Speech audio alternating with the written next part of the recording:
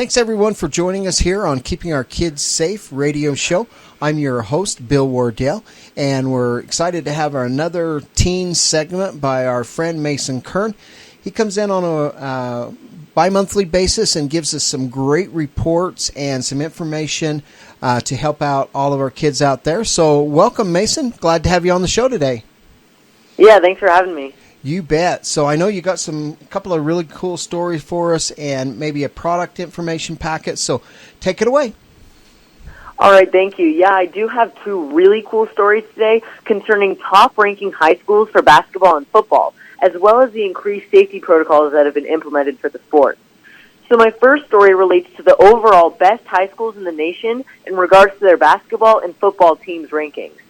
Max Preps has ranked high school teams by taking their overall ranking in these two sports over the last 5 years and adding the totals together. The lower the overall score, the higher the school's ranking. So the organization has deemed Texas-based DeSoto High School as the number one overall high school in the nation for both football and basketball. The school boasted an overall aggregate score of 324, with their highest ranking in football achieved in 2012, having then earned third place in the nation. And in basketball in 2012, as well as the school had an overall ranking of 17th in the nation. Coming in second place in Max Preps totals was Bishop Gorman High School, which is located in Las Vegas, Nevada, which earned an aggregate score of 506.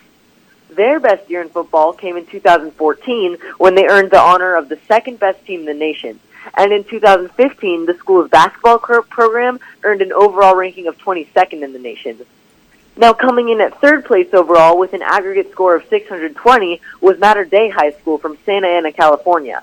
In 2013, the football program was deemed the 10th best team in the nation, and for basketball, they were the second best team in the nation for the entire 2012 through 2014 timeframe. Overall, 25 teams were ranked by Max Preps, and their total showed 8 schools in California that made the cut, whereas the next two highest-earning states were Texas and Iowa, which each delivered 4 high schools. Now, high schools across the nation will be looking to crack Max Preps' top 25 at the end of this year as well. But for now, it seems evident that California, Texas, and Iowa lead the American high school athletics in football and basketball. You can check out all of the schools listed at maxpreps.com. Now, my next story reflects on developments in youth athletic safety. Throughout the course of 2015, protocols were put in place to minimize the risk of sports in general, but specifically targeting contact sports like football. In Iowa, efforts to minimize risks in football established legal ground as parents are now required to sign a fact sheet that informs them of the dangers relating to letting their children play in contact sports. The protocols were implemented mainly as a result of football-related deaths throughout the course of the year, and now rules enforcing less tackles and stricter mandates are in place to protect youth athletes who partake in the sport. The work undertaken by the National Federation of State High School Associations, along with individual state activity associations, has notably sought to maintain a competitive environment while minimizing risk. The reality in today's high school setting is that there are now standards and procedures in place to help safeguard student athletes. It is everyone's job to ensure those standards and procedures are upheld and utilized to avoid injury and when dealing with injuries. The media has also taken hold of football safety issues, especially with the recent release of the Concussion movie starring Will Smith, which highlights the true dangers of football, albeit on a professional level. This film portrays the extent to which football is a sport in which players can get seriously hurt. Even the American Academy of Pediatrics maintains that contact sports have very serious risks.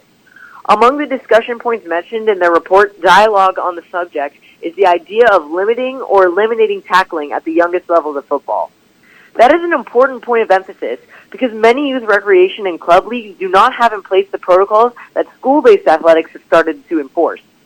The game and environment people experience at non-academic youth leagues often doesn't mirror the safety-driven program high school students now participate in across Iowa. Now, when a student is active in high school athletics, they're working with coaches who have been authorized and received training in coaching philosophy, first aid, concussion management, and other areas of student health. This often doesn't extend fully to younger or recreational teams involved in contact sports, who then aren't equipped with the proper knowledge to prevent injury. In my opinion, all would do well to follow Iowa's lead to increase overall player safety throughout the U.S. at every level. You can learn more about these safety protocols online at DesMoinesRegister.com. Perfect, Mason. That's definitely a timely report, especially with that movie coming out. It's making a lot of people really conscious of that, so I appreciate that. And I'm sure you got a great product that we can take a look at as well. Yeah, I do. I have a really great product today that's also in relation to football. It's called the Kerr Collar, and it's a way to offer football neck protection. So, again, with the release of Will Smith's movie Concussion, which I reported earlier in my report, there's much discussion about head and neck injuries for football players, both those who play professionally and recreationally. But while much has been reported about head injuries, neck injuries in football are also serious business. They can vary from the rare catastrophic event to the much more frequent but less severe neck stinger. To address this problem, industry-renowned neck expert Dr. Patrick Kerr has developed the Kerr Collar. This device has undergone extensive research and testing at Virginia Tech Center for Injury Biomechanics and with Division I football programs around the country, substantiating that this revolutionary technology provides better protection for players.